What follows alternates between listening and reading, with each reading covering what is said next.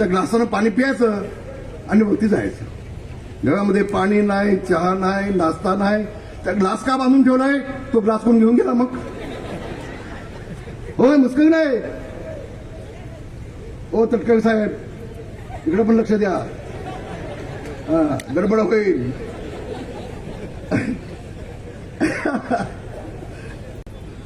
आणि म्हणून माझ्या सगळ्या बांधवांना भगिनींना सांगेन, आज मला आनंद झाला।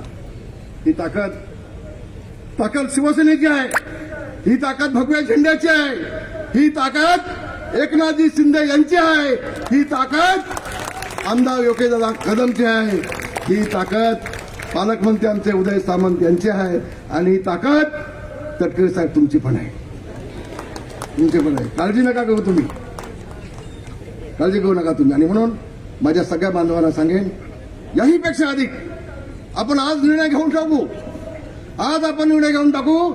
संबंध महाराष्ट्रामध्ये लोकसभा आणि विधानसभेच्या निवडणुका होतील, त्या सगळ्यात जास्त मतं आपण एकनाथ शिंदेना दिल्याशिवाय राहणार नाही, असा वेळचा निर्णय आपण आज या सभेमध्ये घेऊन टाकू।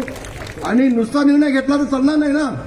एकनाथ शिंदे साहेबांनी आतापर्यंत प्रयत्न केलेच नाही, पण योगेश दादांनी जे मागितले ना ते सगळं शिंदे साहेबांनी दिले, सगळे शिंदे साहेब।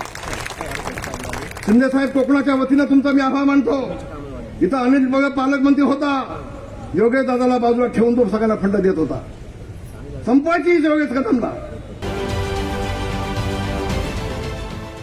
देश विदेशातील प्रत्येक घडामोडींचे लाईव्ह अपडेट मिळवण्यासाठी आता साम टीव्हीच्या सर्व सोशल मीडिया प्लॅटफॉर्मला लाईक, फॉलो आणि सबस्क्राईब करा।